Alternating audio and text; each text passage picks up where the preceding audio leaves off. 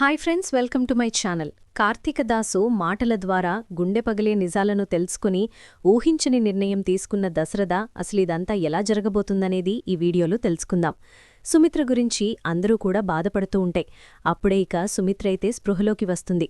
స్పృహలోకి వచ్చిన సుమిత్రని చూసి ఇక దశరథైతే ఇప్పుడెలా ఉంది సుమిత్ర అని అడుగుతూ ఉంటాడు. అసలేమైంది నాకు, ఎందుకు మీరలా అడుగుతున్నారు? ఇందాక కూడా జ్యోత్స్న నాకు టాబ్లెట్ ఇస్తూ ముందు ఈ టాబ్లెట్ వేసుకో మమ్మీ, నీకొక విషయం చెప్పాలి అని ఏదేదో మాట్లాడింది. ఇంతలో టాబ్లెట్స్కో అల్లేమో చాలా నిద్ర మొత్తం వచ్చేసింది. పడుకున్నాను, తను ఏమందో కూడా నాకు అర్థం కాలేదు అని అంటూ ఉంటుంది సుమిత్ర. తను మాట నువ్వు వెనకపోవడమే మంచిదైంది సుమిత్ర అని దశరథ మనసులో అనుకుంటూ ఉంటాడు.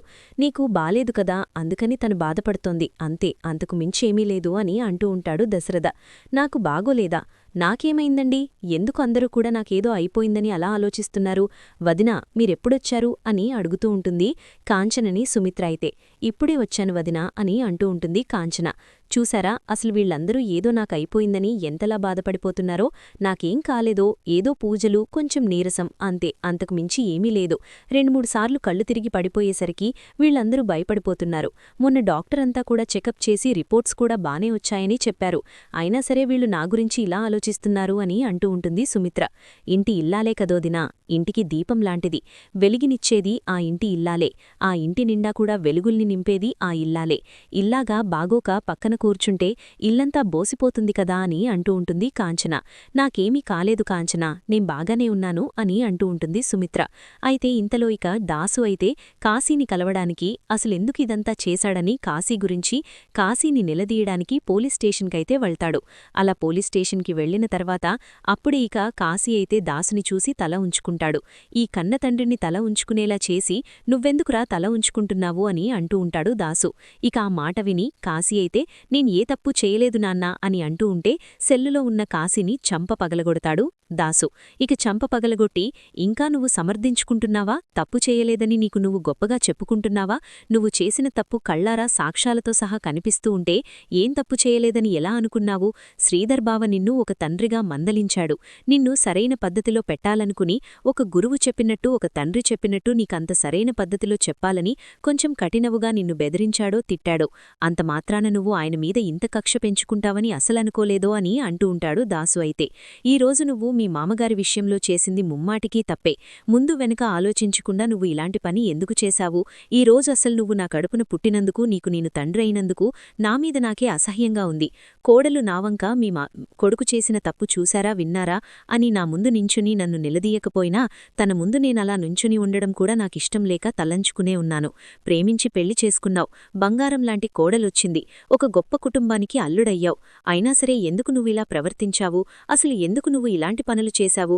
ఎవరి మాట విని నీ జీవితాన్ని నువ్వే నాశనం చేసుకున్నావు? మామగారిని జైల్లో పెట్టించాను, నాకు మేనేజర్ పోస్ట్ వస్తుంది, నేనింక రాజులా బ్రతికేయొచ్చు అనుకున్నావు. కాని ఇప్పుడేమైంది నీ పరిస్థితి? ఏంటి, ఒక్కసారైనా ఆలోచించావా? రేపునాడు నిన్ను భర్తగా స్వప్న ఒప్పుకుంటుందనుకుంటున్నావా? ఎట్టి పరిస్థితుల్లో స్వప్న నిన్ను భర్తగా ఒప్పుకోదు అని అంటూ ఉంటాడు దాసు అయితే. ఇక ఆ మాట విని, నేను చెప్పేది కొంచెం విను నాన్నా, అసలు ఏం జరిగిందో నీకు తెలుసా అని అంటూ ఉంటే, నేను చెప్తాను కాశీ, అసలిదంతా కూడా జరగడానికి కారణం జ్యోత్స్న చేసిన తప్పులు ఎక్కడ బయటపడతాయా అని మా ఇద్దర్నీ ఇరికించింది, మమ్మల్ని ఆయుధాలుగా మార్చుకుంది.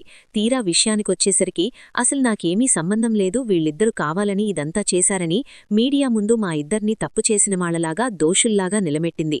ఆ జ్యోత్స్న గుండెలు తీసిన బంటో. అసలు జ్యోత్స్నకి దశరథ సుమిత్ర ఇద్దరూ కూడా ఎలాగ తల్లిదండ్రులయ్యారో నాకైతే అర్థం కావడం లేదో. నాకు తెలిసి దశరథ సుమిత్ర ఇద్దరూ కూడా చాలా మంచివాళ్లు, ఎప్పుడూ ఎవరికీ ఎటువంటి హాని చెయ్యలేనివాళ్లు. అలాంటి వాళ్ల కడుపున ఇలాంటి దుర్మార్గురాలు ఎలా పుట్టిందో తెలియడం లేదు అని అంటూ ఉంటాడు వైరా అయితే.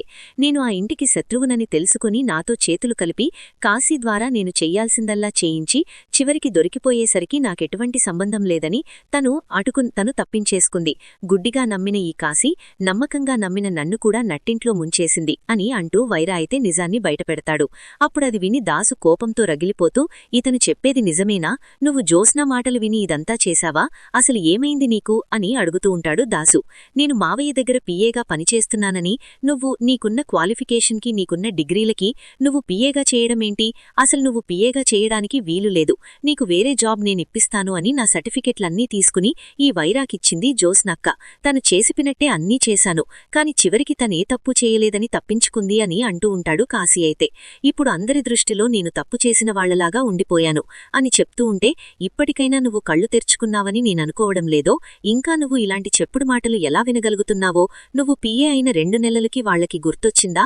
నీ మీద జాలి కలిగిందా? నువ్వు ఎవరినో గుద్దేసి జైలుకు వెళ్లినప్పుడు నేను మొట్టమొదట ఫోన్ చేసింది జ్యోత్స్నాకి నిన్ను కాపాడమని. కాని జ్యోత్స్న అస్సలు కూడా పట్టించుకోలేదు, నిన్ను పోలీసులు కొట్టనీయలే అనుకుంది. అలాంటి